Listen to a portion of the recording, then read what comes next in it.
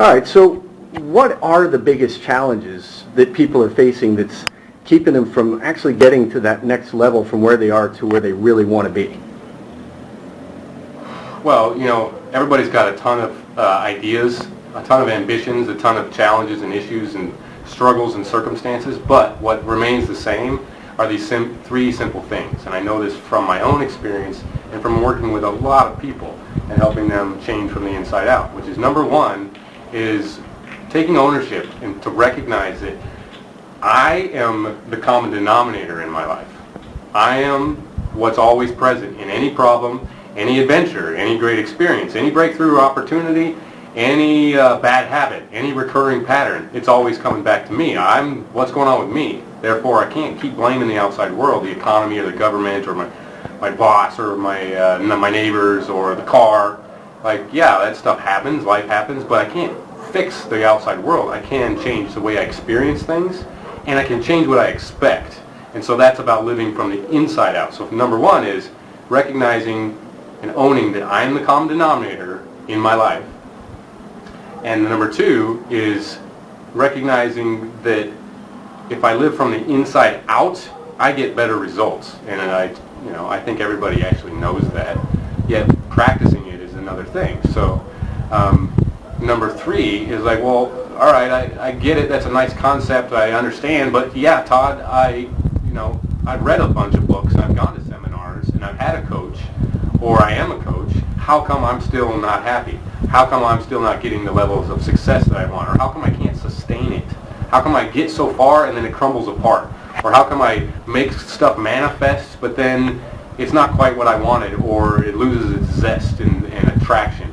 How come I still have these bad habits that I fall back into? How come I still get nervous about things? How come I'm still attracting the same type of relationship problems and issues? How come I have these addictions that are going on, whether it's, watching too much television or being on Facebook or trying to get people's attention? There's all kinds of stuff that are limitations that we fail to even recognize as that. But the core cause is us not living from the inside out. I can fix only me. And what's at the center of it is my perception of myself. My core story or ideas about who I am, what I'm capable of, what's possible to have happen in my life. No noise there. And this is the biggest challenge, because for myself, I didn't know that I had a whole bunch of stories that were going on in my subconscious mind. Not up here. I might think really highly of myself and think I can do it. I'm very ambitious and I'm smart and I'm educated and I can go do this and that and the other thing.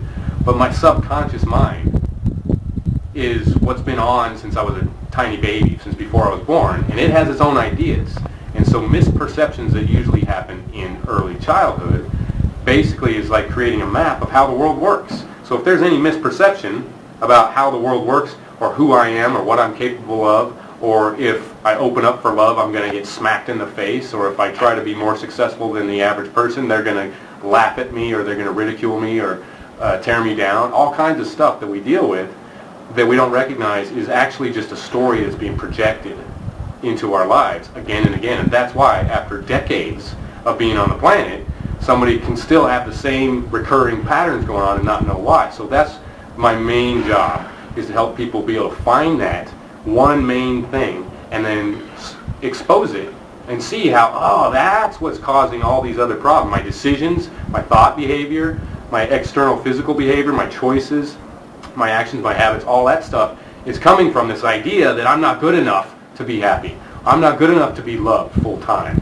Or I'm not good enough to be a leader. Or I'm not good enough to be, or I'm not safe to be successful and responsible. Or I'm not good enough to have lots of money. There's all kinds of stories that are just misperceptions. We were miseducated, we had social programming, we had bad examples of people suffering from the same thing, so it's nobody's fault, but it is our responsibility.